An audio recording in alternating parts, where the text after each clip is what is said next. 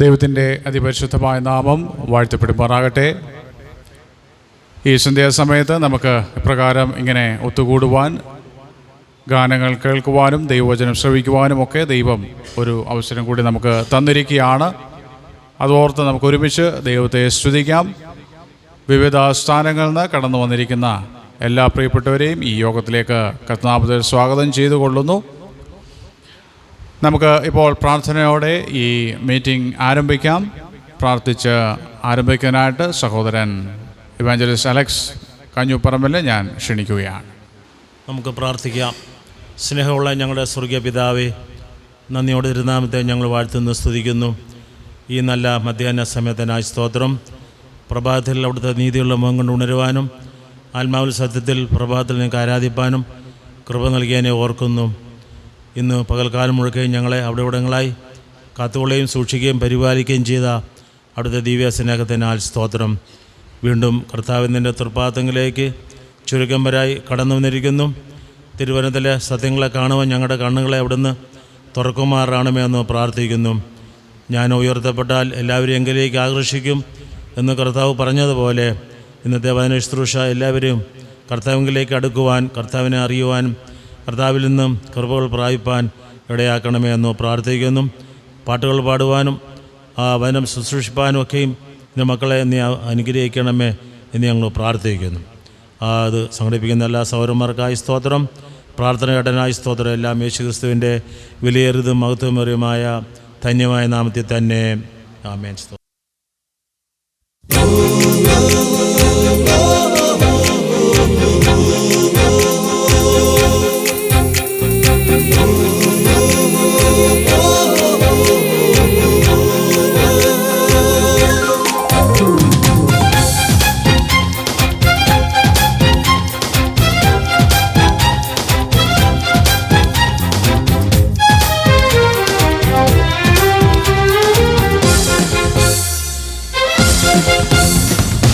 ആകാശത്തിൻ കീളിവാതിൽ തുറന്നു നമ്മെ അനുഗ്രഹിക്കും കർത്തൻ കൂടെയുണ്ട്.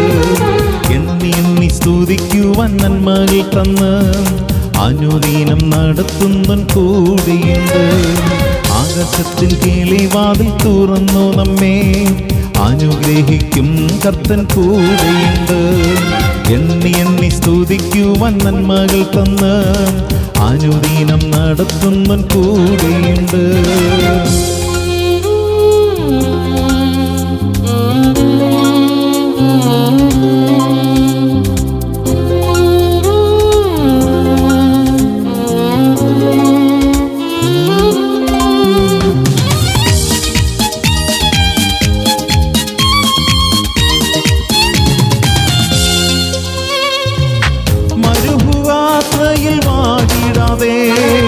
പകലിൽ മേഘസ്തംഭമായി മരുഭൂയാത്രയിൽ വാടിടാതെ, പകലിൽ മേഘസ്തംഭമായി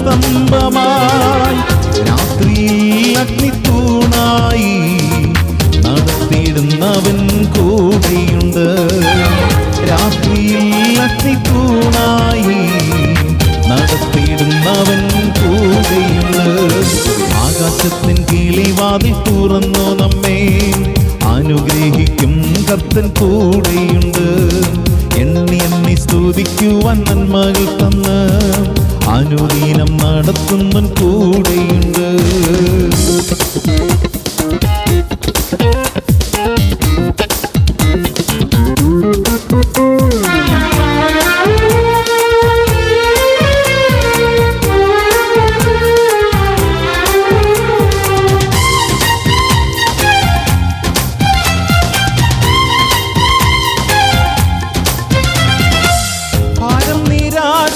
വേദനകൾ ജീവിത പടകിൽ വന്നാഞ്ഞടിച്ചാൽ, ഭയം നിരാശ വേദനകൾ ജീവിത പടകിൽ വന്നാഞ്ഞടിച്ചാൽ, ഭയപ്പെടില്ല നാം പ്രേമിക്കയില്ല പടകിലേശുള്ളതിനാൽ.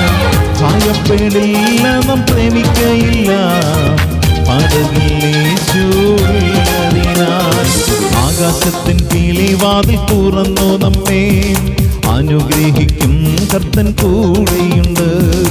എണ്ണി എണ്ണി സ്തുതിക്കുവാൻ നന്മകൾ തന്ന് അനുദിനം നടത്തുന്നവൻ കൂടെയുണ്ട്.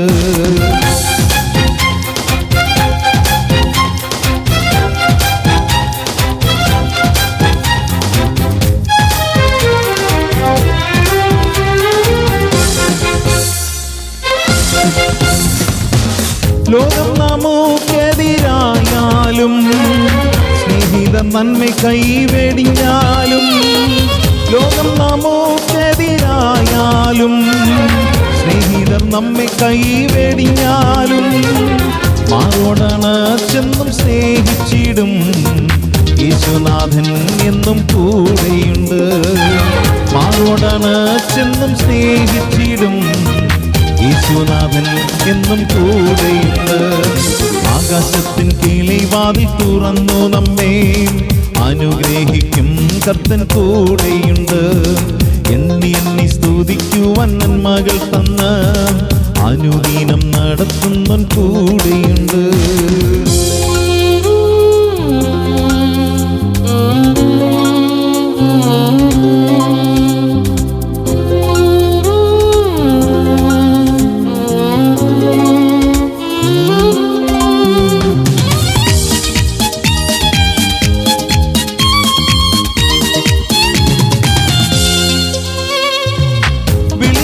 ദൈവം വിശ്വസ്തനാ, ഒരുക്കുന്നു നമുക്കായി നിത്യഭവനം. വിളിച്ചവൻ ദൈവം വിശ്വസ്തനാ, ഒരുക്കുന്നു നമുക്കായി നിത്യഭവനം. തന്നരികെ നമ്മെ ചേർപ്പാനായി വന്നിടും വീണ്ടും അതിവേഗത്തിൽ. തന്നരികെ നമ്മെ ചേർപ്പാനായി വന്നിടും വീണ്ടും അതിവേഗത്തിൽ. ആകാശത്തിൻ കിളിവാതിൽ തുറന്നു നമ്മെ അനുഗ്രഹിക്കും കർത്തൻ കൂടെയുണ്ട്. എണ്ണി എണ്ണി സ്തുതിക്കുവാൻ നന്മകൾ തന്ന് അനുദിനം നടത്തുന്നവൻ കൂടെയുണ്ട്. ആകാശത്തിൻ കിളിവാതിൽ തുറന്നു നമ്മെ അനുഗ്രഹിക്കും കർത്തൻ കൂടെയുണ്ട്. എണ്ണി എണ്ണി സ്തുതിക്കുവാൻ നന്മകൾ തന്ന് അനുദിനം നടത്തുന്നവൻ കൂടെയുണ്ട്.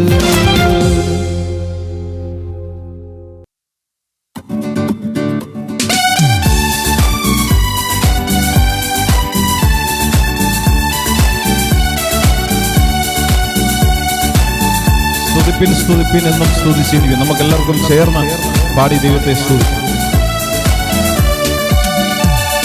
സ്തുതിപ്പിൻ സ്തുതിപ്പിൻ എന്നും സ്തുതിച്ചിടുവിൻ യേശുരാജാധിരാജാവിനെ. സ്തുതിപ്പിൻ സ്തുതിപ്പിൻ എന്നും സ്തുതിച്ചിടുവിൻ യേശുരാജാധിരാജാവിനെ. ഈ പാർത്തലത്തിൽ സൃഷ്ടികർത്തനവൻ എൻ്റെ ഉള്ളത്തിൽ വന്നതിനായി. ഈ പാർത്തലത്തിൽ സൃഷ്ടികർത്തനവൻ എൻ്റെ ഉള്ളത്തിൽ വന്നതിനായി. ആനന്ദമേ പരമാനന്ദമേ ഇതു സ്വർഗീയ സന്തോഷമേ. ഈ ആനന്ദമേ പരമാനന്ദമേ ഇതു സ്വർഗീയ സന്തോഷമേ. ഈ പാർത്തലത്തിൽ സൃഷ്ടികർത്തനവൻ എൻ്റെ ഉള്ളത്തിൽ വന്നതിനായി. ഈ പാർത്തലത്തിൽ സൃഷ്ടികർത്തനവൻ എൻ്റെ ഉള്ളത്തിൽ വന്നതിനായി. അവൻ വരുന്ന നാളിൽ എൻ്റെ കരം പിടിച്ച് തൻ്റെ മാറോടണച്ചിടുമേ. അവൻ വരുന്ന നാളിൽ എൻ്റെ കരം പിടിച്ച് തൻ്റെ മാർവോടണച്ചിടുമേ. ആ സമൂഹമതിൽ അന്നു കർത്തനുമായി ആത്തുഘോഷിക്കും സന്തോഷത്താൽ. ആ സമൂഹമതിൽ അന്നു കർത്തനുമായി ആത്തുഘോഷിക്കും സന്തോഷത്താൽ. ആനന്ദമേ പരമാനന്ദമേ ഇതു സ്വർഗീയ സന്തോഷമേ. ആനന്ദമേ പരമാനന്ദമേ ഇതു സ്വർഗീയ സന്തോഷമേ. ഈ പാർത്തലത്തിൽ സൃഷ്ടികർത്തനവൻ എൻ്റെ ഉള്ളത്തിൽ വന്നതിനാൽ, ഈ പാർത്തലത്തിൽ സൃഷ്ടികർത്തനവൻ എൻ്റെ ഉള്ളത്തിൽ വന്നതിനാൽ, എൻ പാപങ്ങളെ മുറ്റും കഴുകിടുവാൻ തൻ ജീവനെ നൽകിയവൻ, എൻ പാപങ്ങളെ മുറ്റും കഴുകിടുവാൻ തൻ ജീവനെ നൽകിയവൻ, വീണ്ടും വന്നിടുമേ മേഘവാഹനത്തിൽ കോടാകോടിതൻ ദൂതരുമാ, വീണ്ടും വന്നിടുമേ മേഘവാഹനത്തിൽ കോടാകോടിതൻ ദൂതരുമായി. ആനന്ദമേ പരമാനന്ദമേ ഇത് സ്വർഗീയ സന്തോഷമേ, ആനന്ദമേ പരമാനന്ദമേ ഇത് സ്വർഗീയ സന്തോഷമേ, ഈ പാർത്തലത്തിൽ സൃഷ്ടികർത്തനവൻ എൻ്റെ ഉള്ളത്തിൽ വന്നതിനാൽ, ഈ പാർത്തലത്തിൽ സൃഷ്ടികർത്തനവൻ എൻ്റെ ഉള്ളത്തിൽ വന്നതിനാൽ, കൺകൾ കൊതിച്ചിടുന്നേ ഉള്ളം തുടിച്ചിടുന്നേ നാഥ നിന്നുടെ വരവിനായി, കൺകൾ കൊതിച്ചിടുന്നേ ഉള്ളം തുടിച്ചിടുന്നേ നാഥ നിന്നുടെ വരവിനായി, പാലിൽ കഷ്ടതകൾ ഏറും ദീനം തോറുമേ കാന്താവേഗം നീ വന്നിടണേ, പാലിൽ കഷ്ടതകൾ ഏറും ദീനം തോറുമേ കാന്താവേഗം നീ വന്നിടണേ, ആനന്ദമേ പരമാനന്ദമേ ഇത് സ്വർഗീയ സന്തോഷമേ, ആനന്ദമേ പരമാനന്ദമേ ഇത് സ്വർഗീയ സന്തോഷമേ, ഈ പാർത്തലത്തിൽ സൃഷ്ടികർത്തനവൻ എൻ്റെ ഉള്ളത്തിൽ വന്നതിനാൽ, ഈ പാർത്തലത്തിൽ സൃഷ്ടികർത്തനവൻ എൻ്റെ ഉള്ളത്തിൽ വന്നതിനാൽ. ദൈവനാമം വാഴ്ത്തപ്പെടുമാറാകട്ടെ. നമ്മുടെ കർത്താവായ യേശു ക്രിസ്തുവിൻ്റെ ആ വരവിൻ്റെ പ്രത്യാശ ഉണർത്തുന്ന ഒരു അനുഗ്രഹീത ഗാനമാണ് നാം ഇപ്പോൾ പാടിക്കേട്ടത്. അപ്രകാരമുള്ള ഭാഗ്യകരമായ പ്രത്യാശ നമ്മുടെ ഉള്ളിൽ ദൈവം നമുക്ക് തന്നിരിക്കുകയാണ്. അത് ഭാഗ്യകരമായ ഒരു പ്രത്യാശയാണ്, അത് സ്വർഗീയമായ ഒരു സന്തോഷമാണ്. ആ വലിയ പ്രത്യാശയ്ക്കായിട്ടും സന്തോഷത്തിനായിട്ടും സമാധാനത്തിനുമായിട്ടൊക്കെ നമുക്ക് ദൈവത്തെ സ്തുതിക്കാം. അനുഗ്രഹീതമായ ഗാനങ്ങൾ ഇന്ന് നമുക്ക് വേണ്ടി ആലപിച്ച പ്രിയ സന്തോഷ് മാത്യു കൊട്ടാരക്കരയോടുള്ള നന്ദിയെ ഞാൻ ഈ സമയത്ത് അറിയിക്കുകയാണ്. ദൈവം വരും നാളുകളിലും കർത്തദാസനെ ധാരാളമായിട്ട് എടുത്ത് ഉപയോഗിക്കട്ടെ എന്ന് ആശംസിക്കുകയും പ്രാർത്ഥിക്കുകയും ചെയ്യുന്നു. ഇനിയുള്ള അല്പസമയം നമുക്ക് ദൈവവചന പഠനത്തിലുള്ള സമയമാണ്. ഇന്ന് നമുക്ക് വേണ്ടി ദൈവവചന ശുശ്രൂഷ നിർവഹിക്കുന്നത് കിളിമാനൂരിൽ കർത്താവിൻ്റെ പേരിലായിരിക്കുന്ന ബ്രദർ സാംജി ജോർജ് അവർകളാണ്. നമുക്ക് അതുകൊണ്ട് വളരെ പ്രാർത്ഥനയോടെ ദൈവത്തിൻ്റെ സന്നിധിയിലായിരിക്കാം. ഇപ്പോൾ ദൈവവചന ശുശ്രൂഷയ്ക്കായിട്ട് പ്രിയ കർത്തദാസനെ ഞാൻ ക്ഷണിക്കുകയാണ്. ദൈവത്തിൻ്റെ നാമം വാഴ്ത്തപ്പെടുമാറാകട്ടെ. ഈ സായം സന്ധ്യയിൽ TBF ഒരുക്കിയ ഈ ബൈബിൾ ക്ലാസ്സിനോടുള്ള ബന്ധത്തിൽ നമുക്കെല്ലാവർക്കും ദൈവസന്നിധിയിൽ കടന്നു വരുവാനും അനുഗ്രഹിക്കപ്പെട്ട ഗാനങ്ങൾ കേട്ട് കർത്താവിനെ മഹത്വപ്പെടുത്തുവാൻ ദൈവം നൽകിയ ഈ അവസരത്തിനായിട്ട് ഞാൻ ദൈവത്തെ സ്തുതിക്കുകയാണ്. അടിയനും കുടുംബമായി ഇന്ന് ഈ ബൈബിൾ ക്ലാസ്സിൽ പങ്കെടുക്കുവാനും ദൈവവചനത്തിൽ നിന്ന് ശുശ്രൂഷിക്കുവാൻ കർത്താവ് നൽകിയ ഈ അവസരത്തിനായിട്ട് ഞാൻ ദൈവത്തെ സ്തുതിക്കുകയാണ്. ഇങ്ങനെ ഒരവസരം നൽകിയ TBFിലെ ഉത്തരവാദിത്തപ്പെട്ട കർത്തൃദാസന്മാരുള്ള നന്ദി ഈ തരുണത്തിൽ അറിയിക്കുകയാണ്. കടന്നു വന്ന കർത്താവിൻ്റെ ദാസന്മാർ, അതുപോലെ സന്നിധരായിരിക്കുന്ന എല്ലാ പ്രിയപ്പെട്ടവർക്കും കർത്താവായ യേശു ക്രിസ്തുവിൻ്റെ നാമത്തിൽ സ്നേഹവന്ദനം പ്രാരംഭത്തിൽ അറിയിക്കുകയാണ്.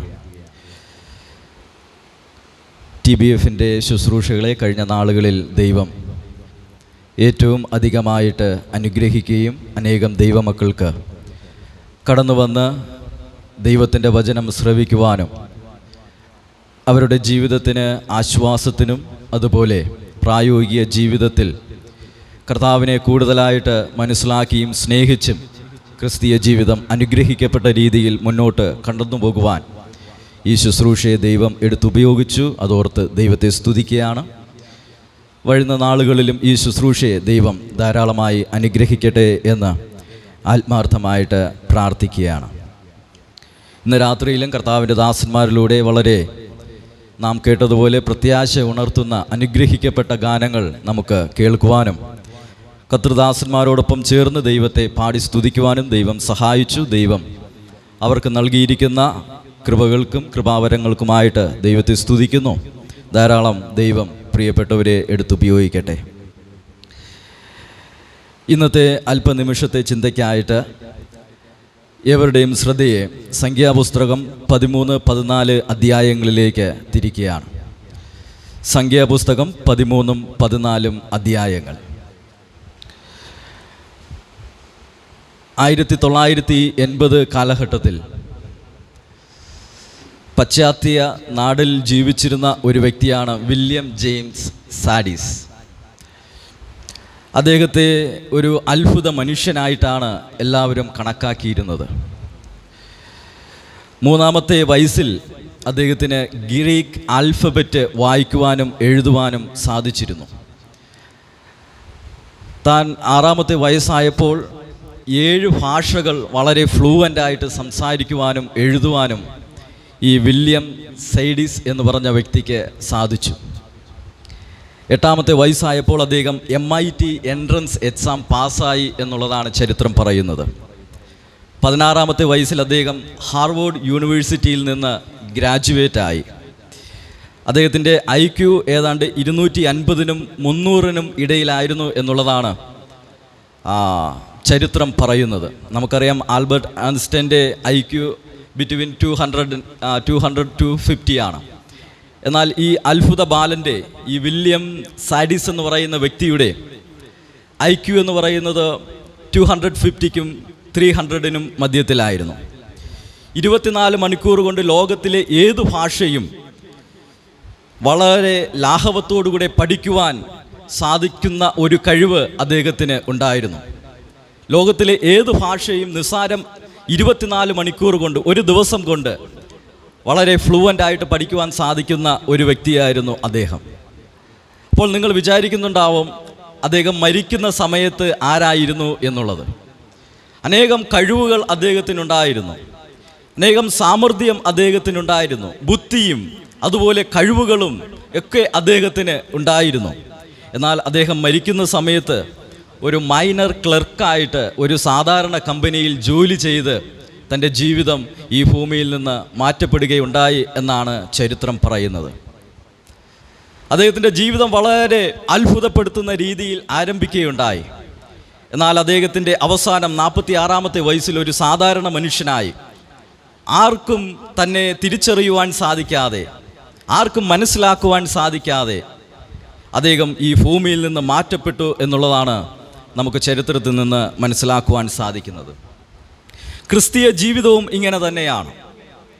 നാം എങ്ങനെ ആരംഭിക്കുന്നു എന്നല്ല, നമ്മുടെ ക്രിസ്തീയ ജീവിതം എങ്ങനെ അവസാനിക്കുന്നു എന്നുള്ളതിലാണ് പ്രാധാന്യം.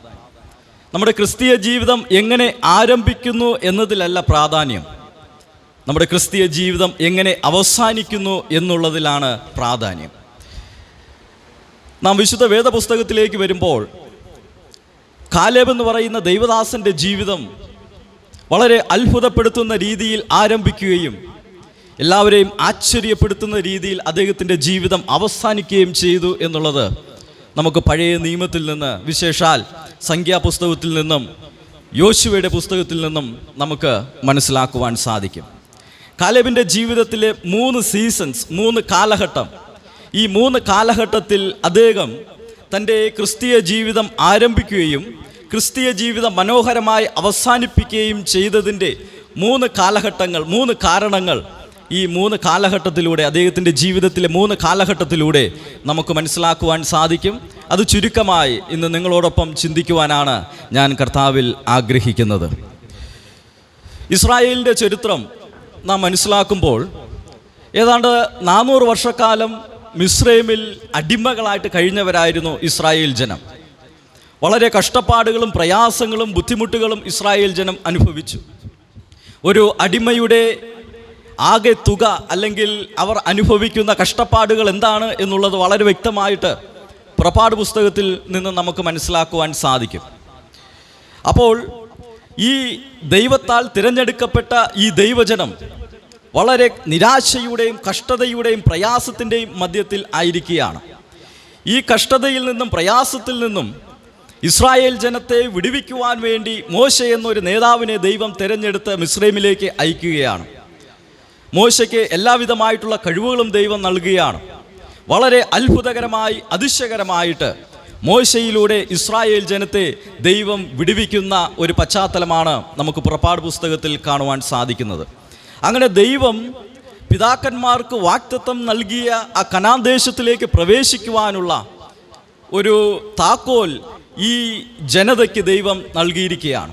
ഈ സംഖ്യാപുസ്തകം 13-14 അധ്യായങ്ങളിലേക്ക് വരുമ്പോൾ ഇസ്രായേൽ ജനം മിസ്രൈമിൽ നിന്നും വീണ്ടെടുക്കപ്പെട്ടതിന് ശേഷം അവർ കനാൻ ദേശത്തിലേക്ക് പ്രവേശിക്കുവാനുള്ള ഒരുക്കത്തിൻ്റെ മധ്യത്തിലാണ്. ആ ഒരു പശ്ചാത്തലമാണ് നമുക്ക് അവിടെ മനസ്സിലാക്കുവാൻ സാധിക്കുന്നത്. സംഖ്യാപുസ്തകം 13-ാമത്തെ അധ്യായം അതിൻ്റെ 1-2 വാക്യങ്ങളിൽ നാം ഇങ്ങനെയാണ് വായിക്കുന്നത്. യഹോവ പിന്നെയും മോശയോട് അരുളി ചെയ്തത്, ഇസ്രായേൽ മക്കൾക്ക് ഞാൻ കൊടുക്കുവാനിരിക്കുന്ന കനാൻ ദേശം ഒറ്റുനോക്കേണ്ടതിന് ആളുകളെ അയക്കുക. അതത് ഗോത്രത്തിൽ നിന്ന് ഓരോ ആളുകളെ അയക്കണം. എല്ലാവരും പ്രഭുക്കന്മാർ ആയിരിക്കണം. ഇവിടെ വളരെ വ്യക്തമായിട്ട് നമുക്ക് ഒരു സെൻറ്റൻസിലൂടെ ദൈവത്തിൻ്റെ ആ ഒരു വലിയ ആലോചന ഇസ്രായേൽ ജനത്തോടുള്ള ബന്ധത്തിൽ നമുക്ക് മനസ്സിലാക്കുവാൻ സാധിക്കും. ഇവിടെ 13-ാം അധ്യായത്തിൻ്റെ 1-ാമത്തെ വാക്യം ആരംഭിക്കുന്നത്, യഹോവ പിന്നെയോട് മോശയോട് അരുളി ചെയ്തത്, ഇസ്രായേൽ മക്കൾക്ക് ഞാൻ കൊടുക്കുവാനിരിക്കുന്ന കനാൻ ദേശം. ഇസ്രായേൽ മക്കൾക്ക് ഞാൻ കൊടുക്കുവാനിരിക്കുന്ന കനാൻ ദേശം. ഇസ്രായേൽ ജനത്തിൻ്റെ അംഗബലത്തിൻ്റെ ശക്തി കൊണ്ടല്ല കനാൻ ദേശത്തിലേക്ക് അവർ പ്രവേശിക്കുവാൻ പോകുന്നത്. ഇസ്രായേൽ ജനത്തിൻ്റെ ബുദ്ധിശക്തി കൊണ്ടല്ല അവർ കനാൻ ദേശത്തിലേക്ക് പ്രവേശിക്കുവാൻ പോകുന്നത്. ഇസ്രായേൽ ജനത്തിൻ്റെ ആ കായിക ബലം കൊണ്ടല്ല അവർ കനാൻ ദേശത്തിലേക്ക് പ്രവേശിക്കുവാൻ പോകുന്നത്. മോശയിലൂടെ വളരെ വ്യക്തമായിട്ട് ദൈവം ഇസ്രായേൽ ജനത്തോട് അരുളി ചെയ്യുകയാണ്, യഹോവയായ ദൈവം ഞാൻ കൊടുക്കുവാനിരിക്കുന്ന കനാൻ ദേശത്തിലേക്ക് ഒറ്റുനോക്കേണ്ടതിന് ആളുകളെ അയക്കുക എന്നുള്ള ഒരു വലിയ ആഹ്വാനം മോശയിലൂടെ ഇസ്രായേൽ ജനത്തിന് ദൈവം നൽകുകയാണ്. ഇവിടെ 12 ഒറ്റുകാർ ദേശം ഒറ്റുനോക്കുവാൻ പോകുന്നതാണ് നാം ഈ 13-ാമത്തെ അധ്യായം 14 അധ്യായങ്ങളിൽ നമുക്ക് കാണുവാൻ സാധിക്കുന്നത്. ഈ 12 പേരിൽ നാം ഇന്ന് ചിന്തിക്കുവാൻ ആഗ്രഹിക്കുന്ന കർത്താവിൻ്റെ ദാസനായ കാലേബും ഉള്ളതായിട്ട് നമുക്ക് മനസ്സിലാക്കുവാനായിട്ട് സാധിക്കും. ഈ 12 പേരും കനാൻ ദേശം ഒറ്റുനോക്കുവാൻ പോയി 12 പേരും മടങ്ങി വന്ന് നൽകുന്ന ഒരു റിപ്പോർട്ട് നമുക്ക് സംഖ്യാപുസ്തകം 32 മുതൽ 33 വരെയുള്ള വാക്യങ്ങളിൽ നാം കാണുകയാണ്. സംഖ്യാപുസ്തകം 13-ാമത്തെ അധ്യായം 32 മുതൽ 33 വരെയുള്ള വാക്യങ്ങൾ, 31 മുതൽ 32 വരെയുള്ള വാക്യങ്ങൾ. അവിടെ നാം വായിക്കുന്നത് ഇങ്ങനെയാണ്, എങ്കിലും അവനോടുകൂടെ പോയിരുന്ന പുരുഷന്മാർ ആ ജനത്തിൻ്റെ നേരെ ചെല്ലുവാൻ നമുക്ക് കഴിയുകയില്ല, അവർ നമ്മിലും ബലവാന്മാർ ആകുന്നു എന്ന് പറഞ്ഞു. ഞങ്ങൾ ഉറ്റുനോക്കിയ ദേശത്തെക്കുറിച്ച് അവർ ഇസ്രായേൽ മക്കളോട് ദുർവർത്തമാനമായി പറഞ്ഞതെന്തെന്നാൽ, ഞങ്ങൾ സഞ്ചരിച്ച് ഉറ്റുനോക്കിയ ദേശം നിവാസികളെ തിന്നുകളയുന്ന ദേശം ആകുന്നു. ഞങ്ങൾ അവിടെ കണ്ട ജനമൊക്കെയും അതികായകന്മാർ. അവിടെ ഞങ്ങൾ മല്ലന്മാരുടെ സന്തതികളായ അനാക്യ മല്ലന്മാരെയും കണ്ടു. ഞങ്ങൾക്ക് വെട്ടുക്കിളികളെ പോലെ തോന്നി. അവരുടെ കാഴ്ചയ്ക്കും ഞങ്ങൾ അങ്ങനെ തന്നെ ആയിരുന്നു. ഇവിടെ ദേശം കനാൻ ദേശം ഉറ്റുനോക്കുവാൻ പോയ ഈ 12 ഒറ്റുകാർ, അതിൽ 11 പേരും ഒരു നെഗറ്റീവ് റിപ്പോർട്ടുമായിട്ടാണ് മടങ്ങി വരുന്നത്. അവർ പറയുന്നത് ഇങ്ങനെയാണ്, it is not possible to conquer this land. ഈ ദേശം പിടിച്ചടക്കുവാൻ നമുക്ക് സാധിക്കുകയില്ല. കാരണം എന്താണ്? അവിടെ മല്ലന്മാരുണ്ട്, അതികായകന്മാരുണ്ട്. അവരോട് നമുക്കൊരിക്കലും യുദ്ധം ചെയ്ത് ജയിക്കുവാൻ സാധിക്കുകയില്ല. നോക്കണം, ഇവിടെ ഈ 11 ഒറ്റുകാരുടെ ഈ ഒരു കൺക്ലൂഷൻ, ഒരു ഉപസംഹാരം, ഈ ഒരു ഉപസംഹാരത്തിലേക്ക്, ഈ ഒരു കൺക്ലൂഷനിലേക്ക് അവർ വരുവാൻ കാരണം അവരുടെ കാഴ്ചയിലൂടെ അവർ കണ്ട് മനസ്സിലാക്കിയ കാര്യമാണ്. അവർ കാഴ്ചയിൽ എന്താണ് കാണുന്നത്? കനാൻ ദേശം മുഴുവനും മല്ലന്മാരാൽ നിറയപ്പെട്ടിരിക്കുകയാണ്. ഇസ്രായേൽ ജനം ഒരു വെട്ടുക്കിളികളെ പോലെയാണ് അവരുടെ മുൻപിൽ അവർക്ക് കാണുവാൻ സാധിച്ചത്.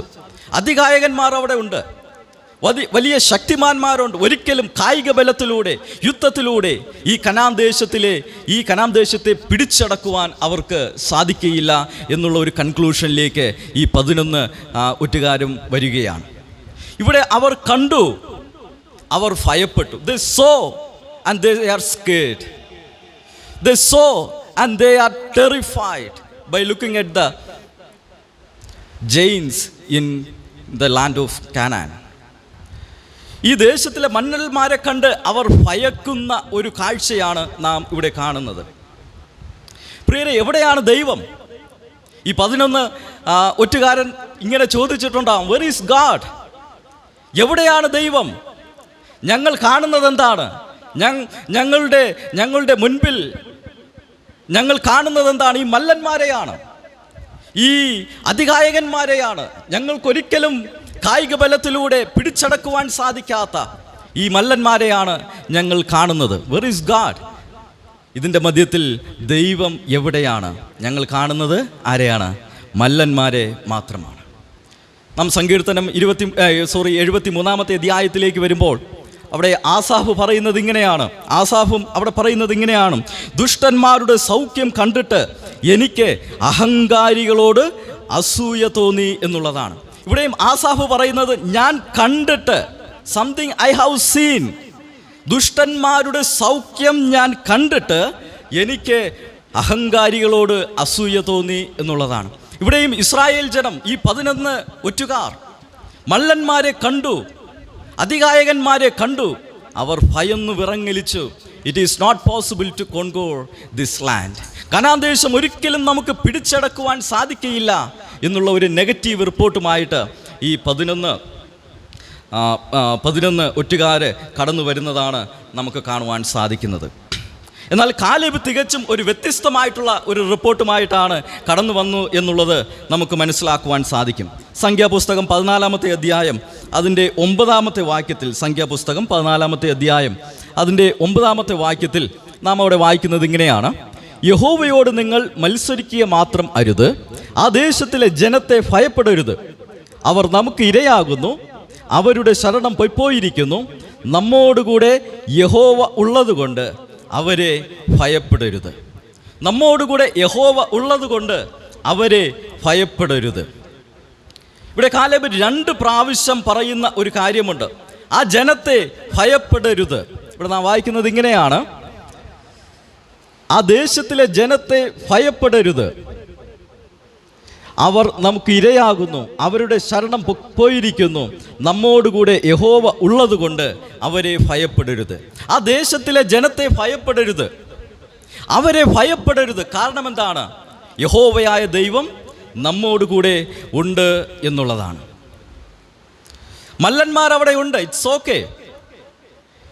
എന്നാൽ യഹോവയായ ദൈവം നമ്മോടുകൂടെയുണ്ട്, നാം ഭയപ്പെടരുത് എന്ന് കാലേബ് ഇവിടെ ഇസ്രായേൽ ജനത്തോട് പ്രഖ്യാപിക്കുകയാണ്. 11 ഒറ്റുകാർ വന്നത് നമുക്കവരെ കീഴ്പ്പെടുത്തുവാൻ സാധിക്കുകയില്ല. നാം അവരുടെ മുൻപിൽ വെറും ഒരു വെട്ടുക്കിളികളായി തീർന്നിരിക്കുകയാണ്. അവരെ പരാജയപ്പെടുത്തുക എന്നുള്ളത് അസാധ്യമാണ്. എന്നാൽ കാലേബ് ഇവിടെ വന്ന ഒരു ഡിഫറെൻറ്റ് കൺക്ലൂഷനുമായിട്ടാണ്. കാലേബ് പറയുന്നത് അവരെ ഭയപ്പെടരുത്, ആ ദേശത്തിലെ ജനത നമുക്ക് ഇരയായി തീരുവാൻ പോരുകയാണ്, അവരെ ഭയപ്പെടരുത് എന്നുള്ള ഒരു വലിയ ആഹ്വാനം കാലേബ് ഇവിടെ ഇസ്രായേൽ ജനത്തിന് നൽകുകയാണ്. അതിനുള്ള വ്യക്തമായിട്ടുള്ള കാരണം കാലേബ് ആ വാക്യത്തിൽ തന്നെ പറയുന്നുണ്ട്. അത് നാം അവസാന ഭാഗത്ത് വായിക്കുന്നത് ഇങ്ങനെയാണ്, നമ്മോടുകൂടെ യഹോവ ഉള്ളതുകൊണ്ട് അവരെ ഭയപ്പെടരുത് എന്നുള്ളതാണ്. The first season of Caleb's life was he trusted in the presence of God.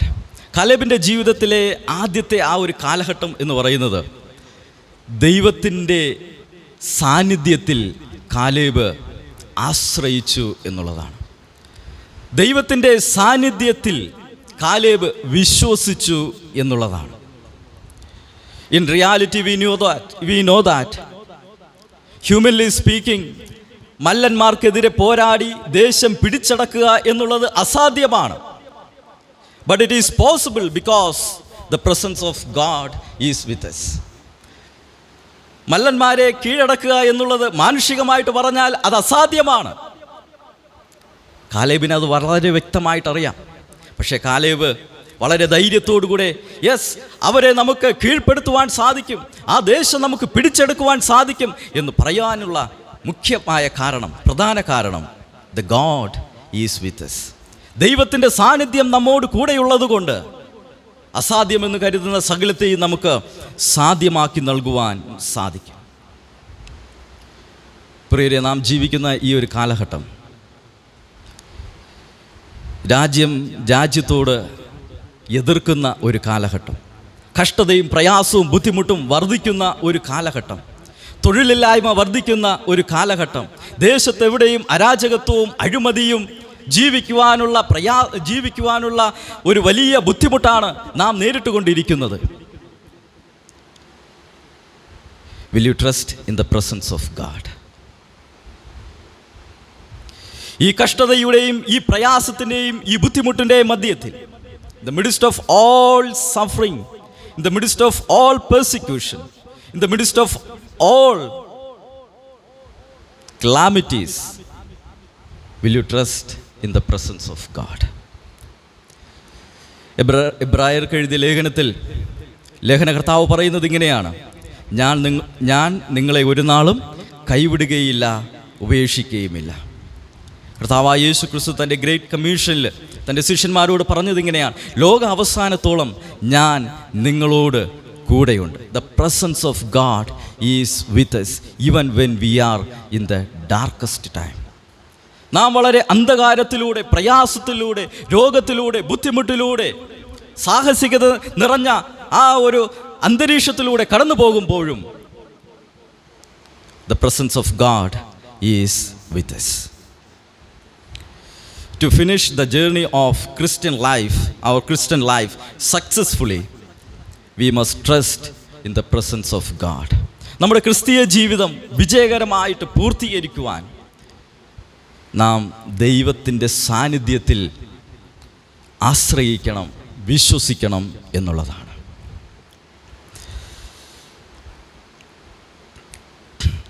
നാം വീണ്ടും 13-14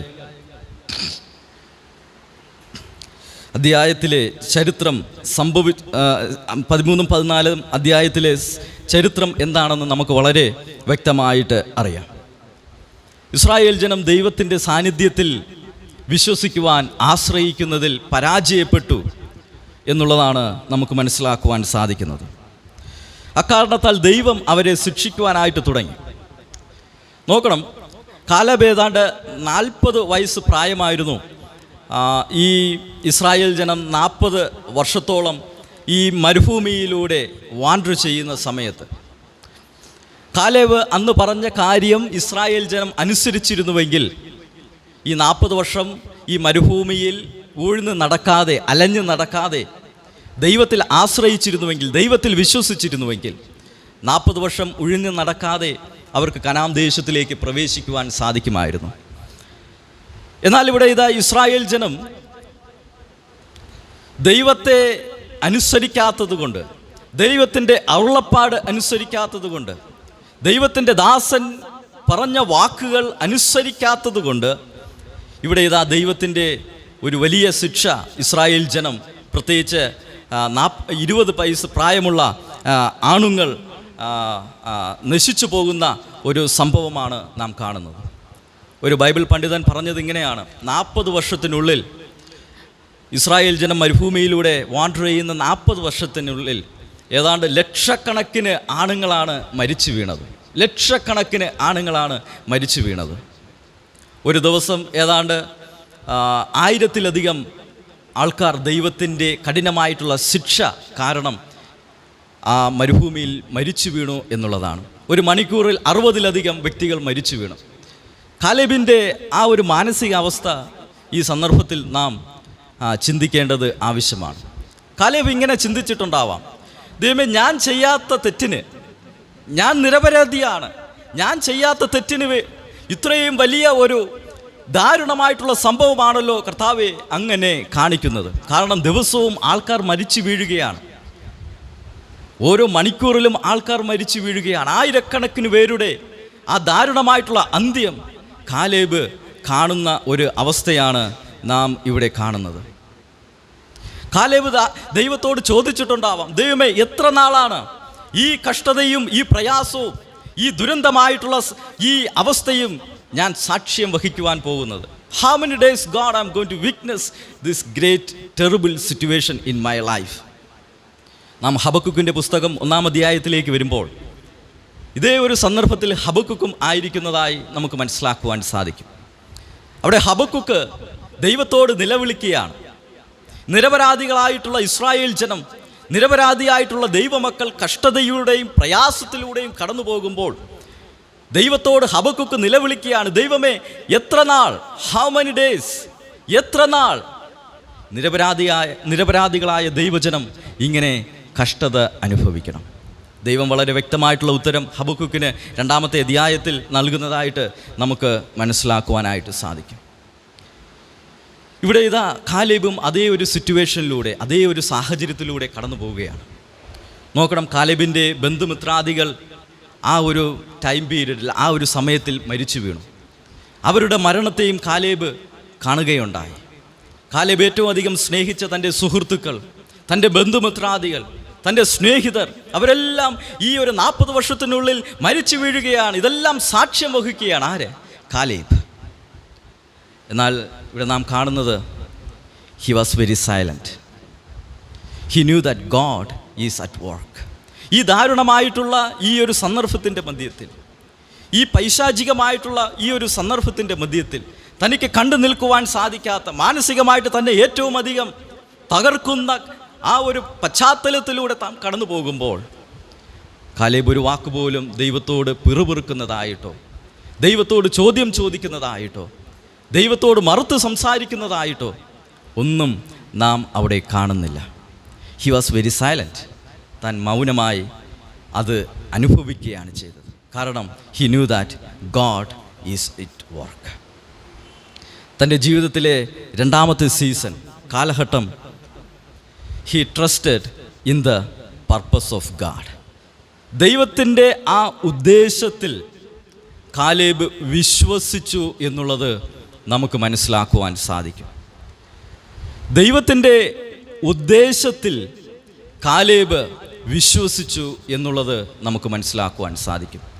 ഈ ഇസ്രായേൽ ജനം ദൈവത്തോട് മറുതലിച്ച, ദൈവത്തിൻ്റെ വാക്കനുസരിക്കാത്ത ഈ ഇസ്രായേൽ ജനം അവർ മരിച്ചു വീഴുന്ന സമയത്തും മൗനമായി അതെല്ലാം സാക്ഷ്യം വഹിക്കുവാൻ കാലേബിന് സാധിച്ചു. ബിക്കോസ് ഹി ന്യൂ ദാറ്റ്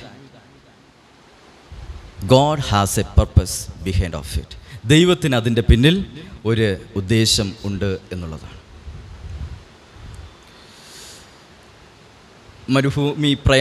മരുഭൂമി യാത്രയിലൂടെ നാമും നമ്മുടെ ജീവിതം നയിക്കുമ്പോൾ നാം ചെയ്യാത്ത തെറ്റിന്, അല്ലെങ്കിൽ നമുക്ക് പാർട്ടില്ലാത്ത ചില സന്ദർഭങ്ങളിൽ,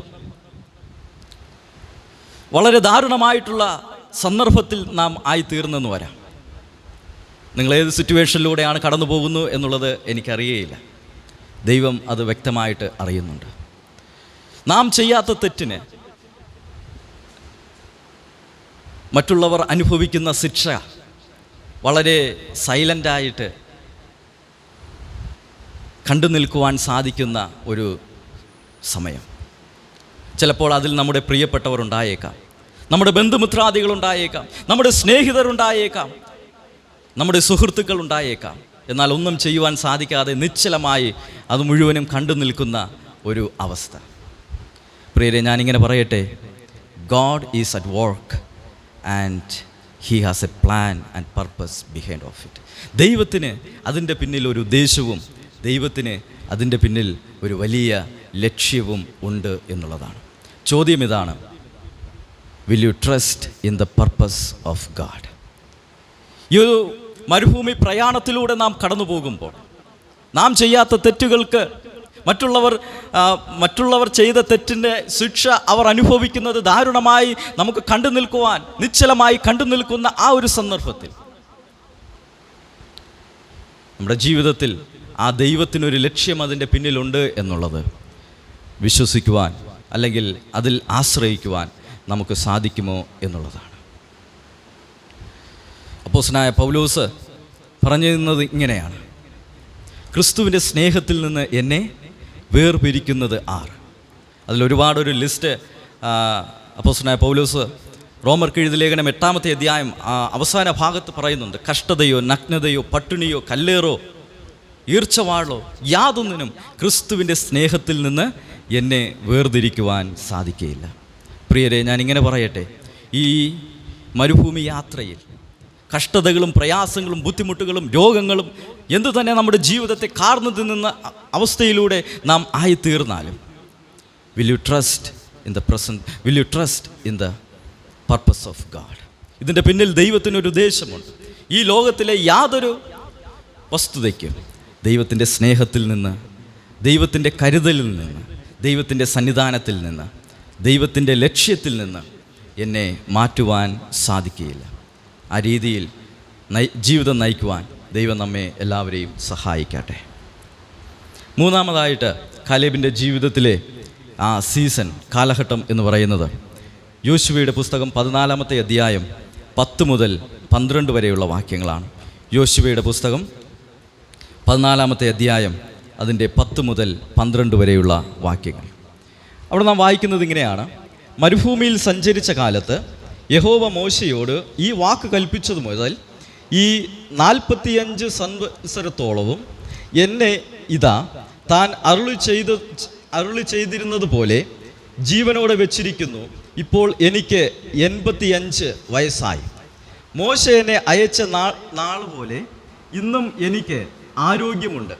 പടവെട്ടുവാനും പോകുകയും വരികയും ചെയ്യുവാനും എൻ്റെ ആരോഗ്യം അന്നത്തെ പോലെ തന്നെ ഇന്നും ഇരിക്കുന്നു. ആകയാൽ യഹോവ അന്ന് കൽപ്പിച്ച ഈ മല ഇപ്പോൾ എനിക്ക് തരിക. അനാന്യർ അവിടെ ഉണ്ടെന്നും പട്ടണങ്ങൾ വലിപ്പവും ഉറപ്പും ഉള്ളവയെന്നും നീ അന്ന് കേട്ടിട്ടുണ്ടല്ലോ. യഹോവ എന്നോടുകൂടെ ഉണ്ടെങ്കിൽ താൻ അരുളി ചെയ്തതുപോലെ ഞാൻ അവരെ ഓടിച്ചു കളയും.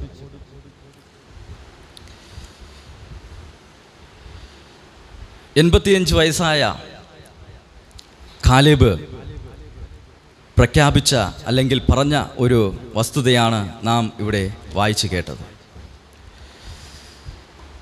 ഞാൻ പലപ്പോഴും എന്നെക്കുറിച്ച് ഇങ്ങനെ ചിന്തിക്കാറുണ്ട്. 85 വയസ്സാകുമ്പം എൻ്റെ ജീവിതം എങ്ങനെയായിരിക്കും? ഭൂമിയിലെ ജീവനോടെ ഉണ്ടാകുമോ എന്നറിയില്ല. ഉണ്ടെങ്കിൽ തന്നെ വളരെ ക്ഷീണിതനായിട്ട് റിട്ടയർമെൻറ്റ് ലൈഫ് പോലെ വീട്ടിൻ്റെ ഒരു മൂലയിൽ മക്കളുടെ അധികാരത്തിൻ്റെ മധ്യത്തിൽ വളരെ കുലീനനായി ജീവിക്കുന്ന ഒരവസ്ഥ. എന്നാൽ ഇവിടെ 85 വയസ്സായ കാലേബിൻ്റെ ആ ഒരു ശൗര്യം, ശക്തി എന്നെ ഏറ്റവും അധികം ആകർഷിക്കുകയുണ്ടായി. കാലേബ് പറയുന്നത് ഇങ്ങനെയാണ്: മരുഭൂമിയിൽ സഞ്ചരിച്ച കാലത്ത് യഹോവ മോശയോട് ഈ വാക്ക് കൽപ്പിച്ചതു മുതൽ ഈ 45 സംവത്സരത്തോളവും എന്നെ ഇതാ താൻ അരുളി ചെയ്തിരിക്കുന്നത് പോലെ ജീവനോടെ വെച്ചിരിക്കുന്നു. ഇപ്പോൾ എനിക്ക് 85 വയസ്സായി. മോശ എന്നെ അയച്ച നാളുപോലെ ഇന്നും എനിക്ക് ആരോഗ്യമുണ്ട് എന്ന് പറഞ്ഞാൽ, മോശ അന്ന് 12 ഒറ്റുകാരെ കനാൻ ദേശത്തിലേക്ക് ദേശം ഒറ്റുനോക്കുവാൻ അയച്ചപ്പോൾ എന്ന് പറഞ്ഞാൽ വളരെ ചെറുപ്പകാലത്ത് കാലേബിന് എന്തുമാത്രം ആരോഗ്യമുണ്ടായിരുന്നോ അതേ ആരോഗ്യം 85-ാമത്തെ വയസ്സിലും കാലേബിന് ഉണ്ട് എന്നുള്ളത് കാലേബ് പ്രഖ്യാപിക്കുകയാണ്. ചെറുപ്പക്കാരൊക്കെ വളരെ ക്ഷീണിതരായിട്ട് വളരെ സ്കെയറായി ഇങ്ങനെ നിൽക്കുന്ന സമയത്ത് ഈ കാലേബ് പറയാണ്, ഒരു മല കീഴടക്കുവാനുള്ള ശക്തി എനിക്കുണ്ട് എന്നുള്ളതാണ്. എൻ്റെ കാലേബ് അതിനുള്ള സീക്രട്ട് ഈ 12-ാമത്തെ വാക്യത്തിൽ തന്നെ പറയുന്നുണ്ട്. യഹോവ എന്നോട് കൂടെ ഉണ്ടെങ്കിൽ താൻ അരുളി ചെയ്തതുപോലെ ഞാൻ അവരെ ഓടിച്ചു കളയും എന്നുള്ളതാണ്. യഹോവ എന്നോട് കൂടെ ഉണ്ടെങ്കിൽ ഈ മല എനിക്ക് കീഴടക്കുവാൻ സാധിക്കും. യഹോവ എന്നോട് കൂടെ ഉണ്ടെങ്കിൽ മോശ എന്നെ ദേശം ഉറ്റുനോക്കുവാൻ അയച്ചപ്പോഴുള്ള അതേ ശക്തി എനിക്കിപ്പോഴുമുണ്ട്. യഹോവ എന്നോട് കൂടെ ഉണ്ടെങ്കിൽ. ദേശം ഉറ്റുനോക്കുവാൻ പോയപ്പോൾ കാലേബിന് വളരെ വ്യക്തമായിട്ട് അറിയാമായിരുന്നു. അത് ദൈവത്തിൻ്റെ സാന്നിധ്യം കാലേബിനോട് കൂടെ ഉണ്ട് എന്നുള്ളത് കാലേബിന് വളരെ വ്യക്തമായിട്ട് അറിയാമായിരുന്നു. അതുകൊണ്ടാണ് കാലേബ് ആ റിപ്പോർട്ട് പറഞ്ഞ സമയത്ത് പറഞ്ഞത്, നമുക്കവരെ കീഴ്പ്പെടുത്തുവാൻ സാധിക്കും. Because the God's presence is with us. ദൈവം നമ്മോട് കൂടെയുണ്ട്, നമുക്ക് അത് സാധ്യമാണ്.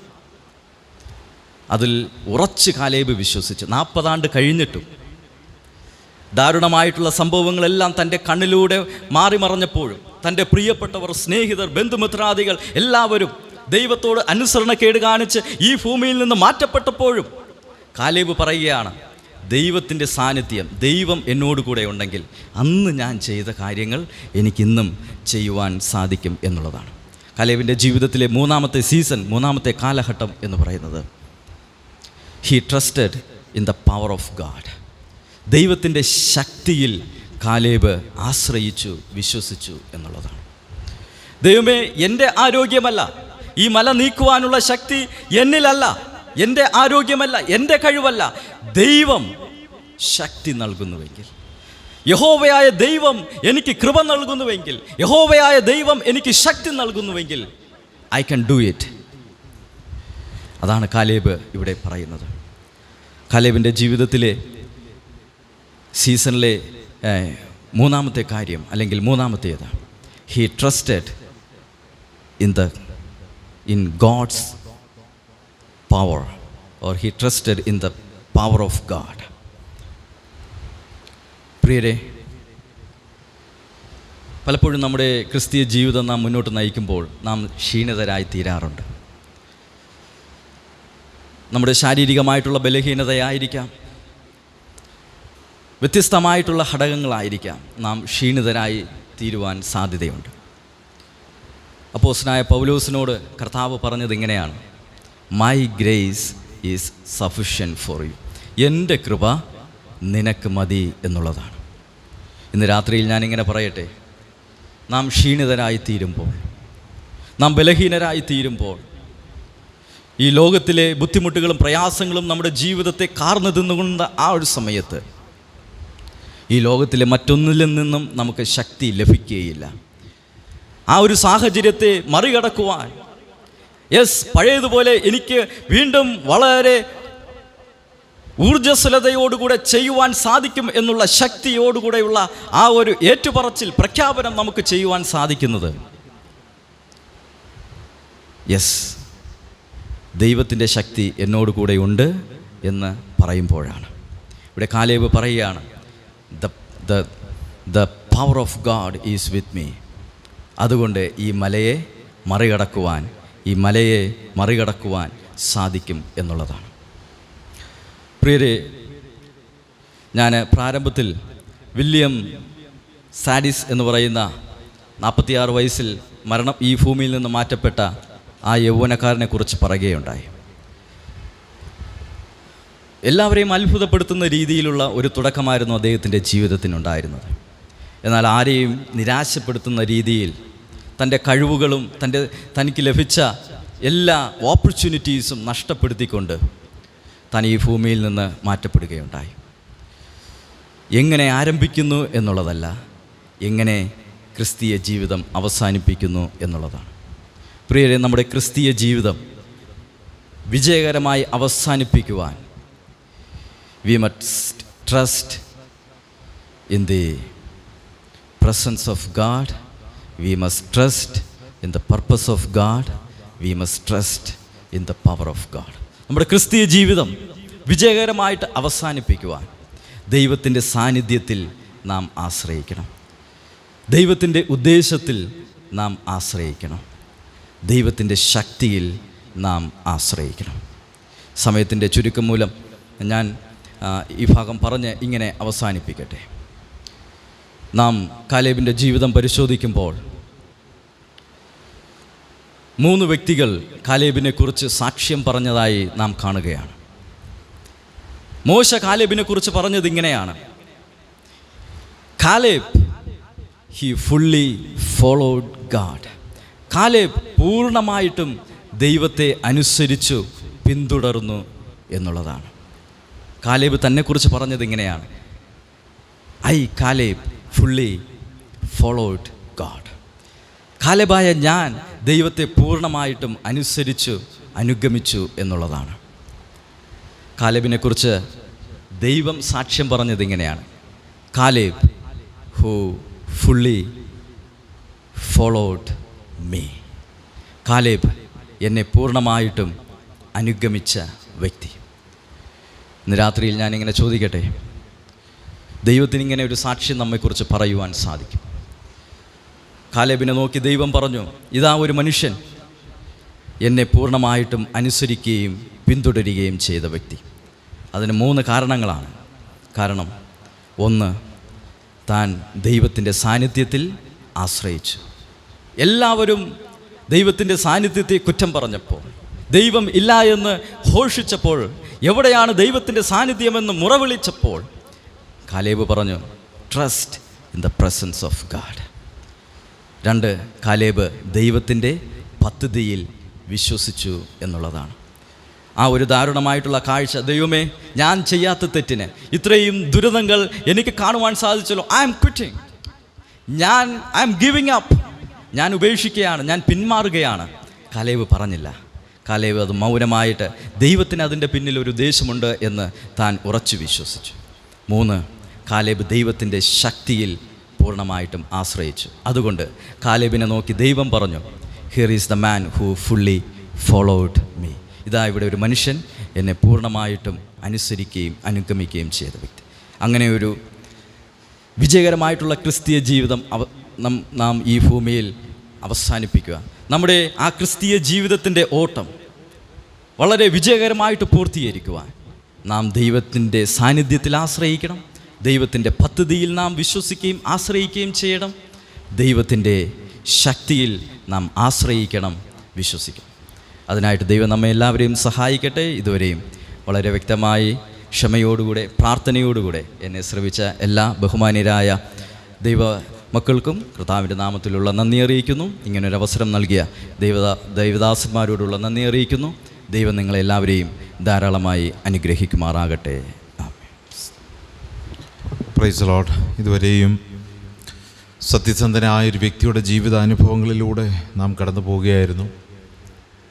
കാലേബ് കർത്താവിന് വേണ്ടി നിലനിന്നൊരു വ്യക്തിയായിരുന്നു. നമുക്കറിയാം, സത്യസന്ധതയ്ക്ക് വേണ്ടി നിലനിന്ന ഒരു വ്യക്തി. മോശ വളരെ ഇഷ്ടപ്പെട്ട ഒരു വ്യക്തി. മോശയ്ക്ക് ശേഷവും കർത്താവിൻ്റെ വചനത്തിന് വേണ്ടി, വിശ്വസ്തതയ്ക്ക് വേണ്ടി നിലനിന്ന ഒരു വ്യക്തി.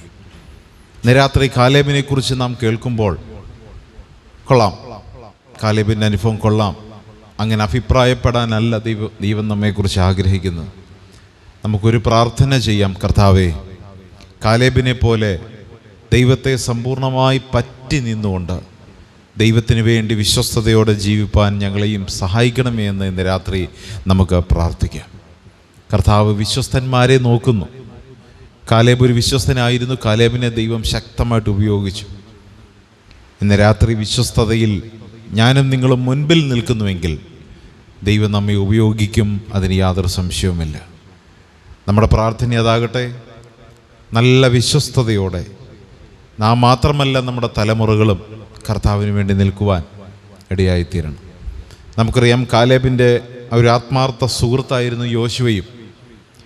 ഞാനിങ്ങനെ ചിന്തിക്കുന്നു, മോശയും യോശുവയും കാലേബും ഒക്കെ കത്തി ജ്വലിച്ചുകൊണ്ട് നിന്ന തീയായിരുന്നു കർത്താവിന് വേണ്ടി ശക്തമായിട്ട് പ്രവർത്തിച്ച വ്യക്തി. മോശയുടെ കാലശേഷം ഓരോ പട്ടണങ്ങൾ കീഴടക്കുവാൻ യോശുവ കാണിക്കുന്ന ആ തീഷ്ണത, മോശയുടെ ജീവിതത്തിൽ ഇസ്രായേൽ ജനത്തെ ഒറ്റയ്ക്ക് നയിച്ച് അക്കരെ എത്തിക്കുവാൻ അദ്ദേഹം കാണിച്ച ആ തീഷ്ണത, കാലേബിൻ്റെ ജീവിതത്തിൽ യാതൊരു കുറവുകളും വരാതെ വിശ്വസ്തയോടെ ജീവിതം ദൈവം മുമ്പിൽ സമർപ്പിക്കുവാൻ താൻ കാണിച്ച ആ തീഷ്ണത, ഇന്ന് രാത്രിയിൽ അത് വിശുദ്ധ ചരിത്രമായി നമ്മുടെ മുമ്പിൽ എഴുതി തന്നിരിക്കുമ്പോൾ ഞാനും പ്രാർത്ഥിക്കേണ്ടത്, നമ്മൾ പ്രാർത്ഥിക്കേണ്ടത് അതാണ്. ദൈവമേ, ആ തീഷ്ണത എനിക്ക് തരണമേ.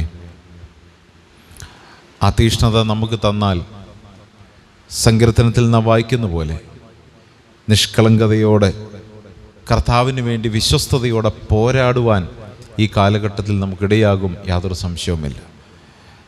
ഇന്ന് രാത്രി ദൈവം നമ്മെ സഹായിക്കട്ടെ.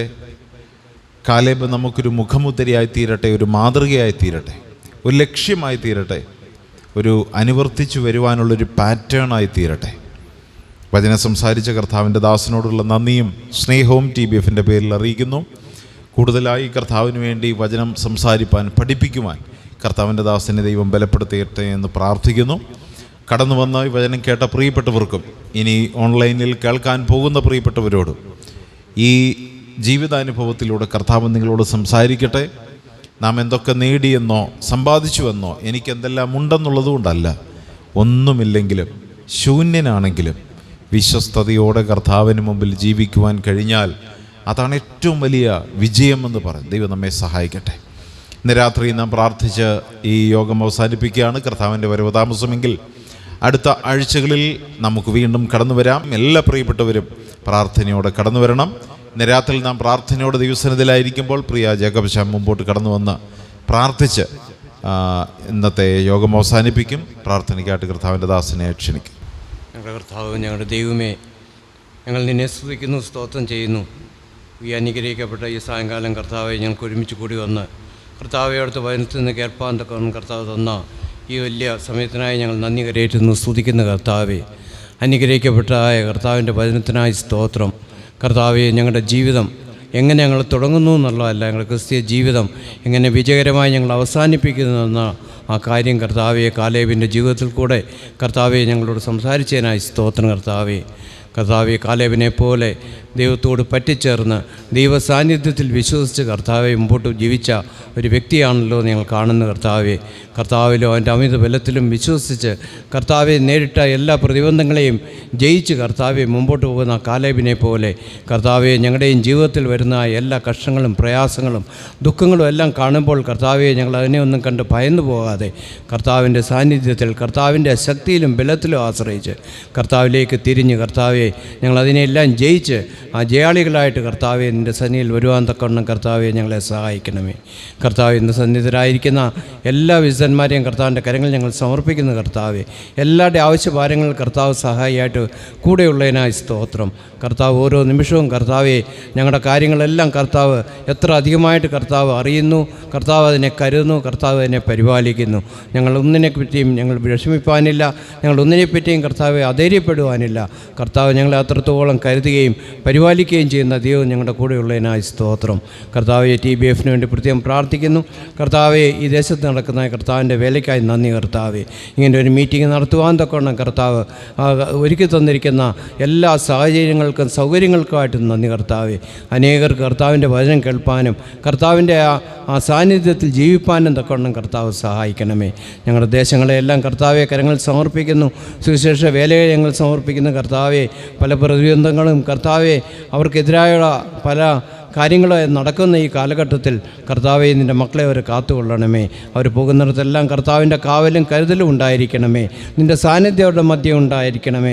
ഇതൊന്നും കണ്ട് ഭയപ്പെടുവാൻ ഇടവരാതെ ഞങ്ങൾ കർത്താവിൻ്റെ ആ നല്ല വചനങ്ങളെ എല്ലാവർക്കും പകരുവാനും അനേകർ ക്രിസ്തുവിനെ അറിയുവാനും അന്ധകാരത്തിൽ നിന്ന് അത്ഭുത പ്രകാശത്തിലേക്ക് നയിക്കപ്പെടുവാനും തക്കവണ്ണം കർത്താവ് സഹായിക്കണമേ. ഈ സന്ധ്യാസമയം കർത്താവെ ഞങ്ങൾക്ക് നൽകിയ എല്ലാ നന്മകൾക്കായിട്ടും നന്ദി കർത്താവെ. ഇത്ര സന്തോഷകരമായ കർത്താവിൻ്റെ ആ സാന്നിധ്യം ഞങ്ങൾക്ക് അനുഭവിപ്പാൻ തന്നതിനായിട്ട് സ്തോത്രം. വചനം നിൻ്റെ ദാസനെ അനുഗ്രഹിക്കണമേ കർത്താവെ. അധികമായിട്ട് നിന്നെ സംസാരിപ്പാനും അന്യതുമായിട്ട് കർത്താവെ നിന്നെ പകർന്നു കൊടുപ്പാനും തക്കവണ്ണം കർത്താവെ നിൻ്റെ മകനെ അനുഗ്രഹിക്കണമേ. കുടുംബമായിട്ട് കർത്താവെ ആയിരിക്കുന്ന സ്ഥലത്ത് ചെയ്യുന്ന എല്ലാ വേലകളെ അനുഗ്രഹിക്കണമേ കർത്താവ്. ഞങ്ങളുടെ പ്രാർത്ഥന കേട്ടതിനായി സ്തോത്രം, സ്തുതി കർത്താവെ. തന്ന അനുഗ്രഹിക്കപ്പെട്ട ഗാനങ്ങൾക്കായി സ്തോത്രം. എല്ലാം കർത്താവെ നന്ദിയോടെ ഞങ്ങൾ സ്മരിക്കുന്നു. സകലവും യേശുക്രിസ്തുവിൻ്റെ നാമത്തിൽ തന്നെ ആമേൻ. കർത്താവായ യേശുക്രിസ്തുവിൻ്റെ സ്നേഹവും പിതാവായ ദൈവത്തിൻ്റെ കൃപയും പരിശുദ്ധാത്മാവിൻ്റെ സാന്നിധ്യവും നമ്മുടെ മധ്യേ എപ്പോഴും ഉണ്ടായിരിക്കുമാറാകട്ടെ.